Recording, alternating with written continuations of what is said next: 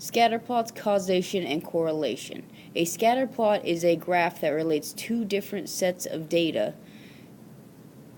by displaying them as ordered pairs. So you graph them on an x, y axis, and then you put dots wherever they are as ordered pairs. Causation is when a change in one quantity implies the change in a second quantity, or causes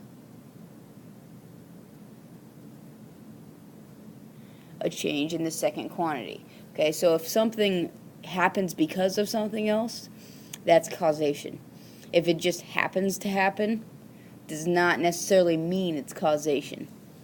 Correlation is the analysis of understanding how one variable, which we usually call y, tends to change or not change in relation to another variable, which we call x. When we're discussing specific types of correlation, there are three different types. First one is a positive correlation. And a positive correlation means that y is going to tend to increase as x increases. So that would look, our scatter plot would look something like this. We might have a few that are not quite going along with everything else, but it would in general go from low to high. And that is positive correlation. Next we have negative correlation. So negative correlation, y tends to decrease as x increases. So as we go up on our x, we're going to go down on our y. So it's going to start more like this. And it's going to be moving down. So we're going to have a negative correlation. It's going to go down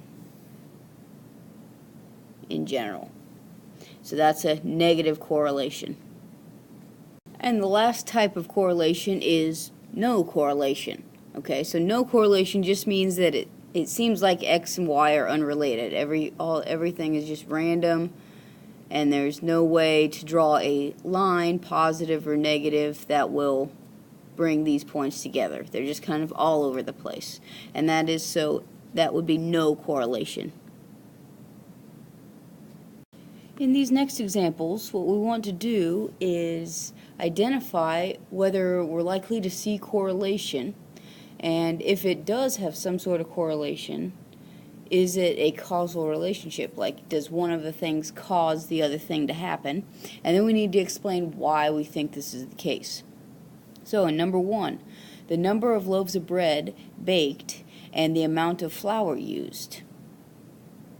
This situation would likely have a very strong positive correlation, and the reason that would be is because the number of loaves of bread would cause you to use more flour, because you can't make bread without flour. So yes, there is a correlation, and yes, there is a cause and effect relationship. You know, you make more bread, you use more flour. Cause and effect. So there's your explanation. In this next example, we are looking at the number of mailboxes and the number of firefighters that are in a city. We want to know, is this a correlation? Is it going to be a correlation? And is it a causal relationship? And explain. This one, there's a good chance that there is some sort of correlation, because more mailboxes is going to mean that there's going to be more people in the city. And, you know, when there's more people in the city, there would likely be maybe more firefighters. Okay, but having a mailbox, having extra mailboxes is not going to mean that there has to be more firefighters. That doesn't really go together. Maybe if there were more fires, there'd be more firefighters, but not mailboxes. That really has nothing to do with firefighters. So it is not a causal relationship. So just be careful when you're doing these. Correlation does not imply causality. In this last example, we're going to actually create the scatter plot and then describe how the correlation looks. Okay, so if we want to create a scatter plot, we take a table or list of numbers and create coordinates. So we have the coordinate 0, 59, 560, 1061.5, 1555, 2040, 2500, 29.5, and 3028. So when we're graphing these, they don't have to be exactly in the right spots. Just kind of get them close and like in between the right numbers so you can see where things are falling. So I'm going to put my altitude on my x-axis because that comes first and it's the first column of the table, and then we're going to use my y's here.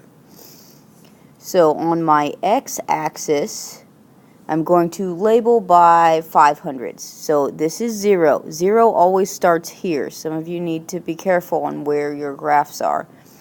So this would be 500, 1,000, 1,500, 2,000, 2,500, and you can kind of see how I'm labeling here. 3,000, and then you can keep going. And this would be altitude, so I should label that. Alright, and then the next part is my y. I need to figure out how I want to label my y, and that would be the temperature, so I'm going to label temp. So we need to have our labels on there, and it looks like my lowest is 28 and my highest is 61.5. So if I label by tens, then we can get all the numbers in there. So this would be 10, 20, 30, 40. It still starts at 0 just like here. So 10, 20, 30, 40, 50, 60, 70, and so on. Okay, now you don't have to label that way, but you need to label in some way so that I know the numbering system you used. So now I'm going to graph the points. So if I graph 0, 59, so my x is 0, and I'm going to go up to 59, which is about right here. Doesn't have to be exact, but it's somewhere close to that. And then I have 560. So at 500, I'm going to go over to 500, and that one's at 60. Alright, and then I have 1061.5. 61.5 is a little bit higher than that. There we go. 1555.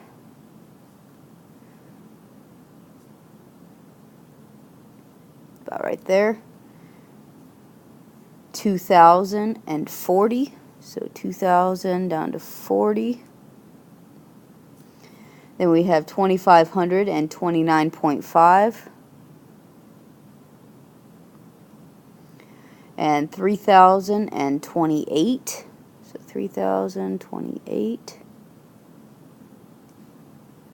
And we could continue on. The table in your notes has more numbers in it, but we can already kind of see what is happening.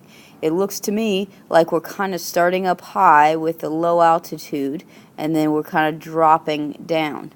So because our line tends to go down and there's nothing like way outside the realm there, this would be a negative correlation.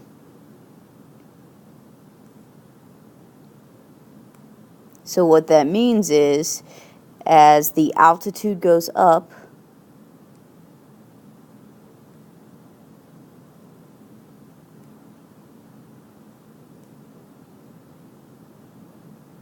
the temperature decreases. So that would be your explanation. Final answer.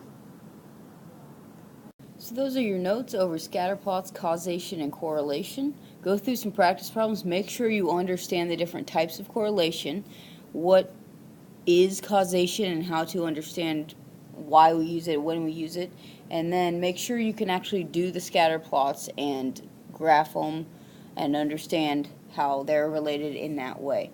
And then you should be able to do your quiz over this material.